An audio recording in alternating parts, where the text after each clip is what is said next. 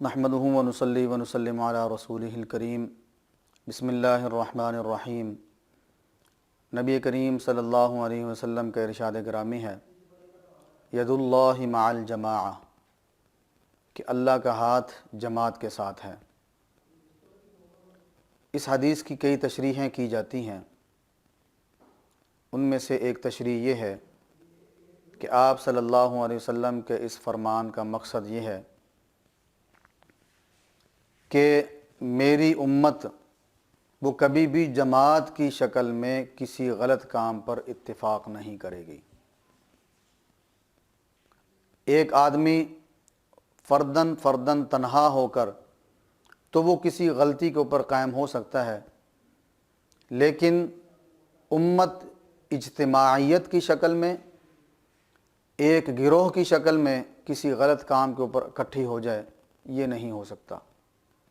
تو اس کا مطلب کیا بنا کہ ید اللہ مع الجماعہ، کہ اللہ کی مدد جماعت کے ساتھ ہے، یعنی کہ جب وہ جماعت حق پر ہے تو پھر اللہ کی مدد اس کے ساتھ ہونا یہ لازمی جز ہے۔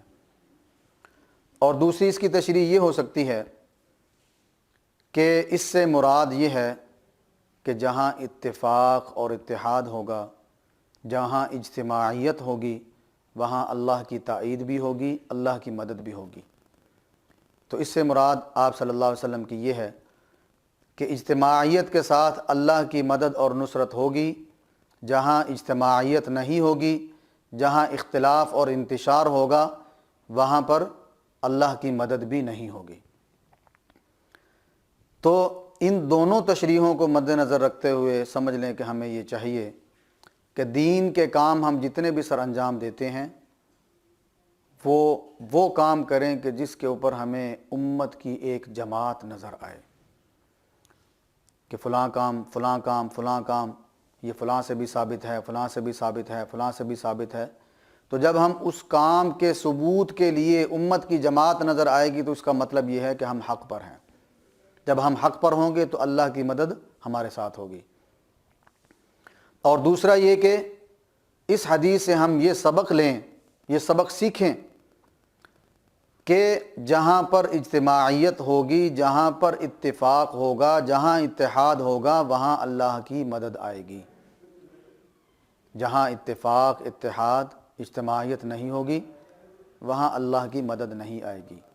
لہذا اپنے آپ کو اختلاف سے، اپنے آپ کو انتشار سے، اپنے آپ کو لڑائی جھگڑوں سے بچاتے ہوئے اجتماعیت والی شکل اختیار کریں تاکہ اللہ کی مدد ہمیشہ ہمارے ساتھ رہے۔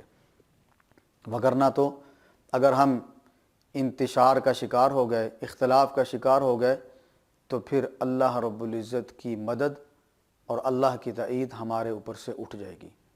تو اللہ تعالیٰ کی بارگاہ میں دعا ہے، اللہ ہم تمام کو اتفاق اور اتحاد کے ساتھ رہنے کی توفیق عطا فرمائے، اختلاف اور انتشار سے بچنے کی توفیق عطا فرمائے، اور راہ حق کے اوپر چلنے کی توفیق عطا فرمائے۔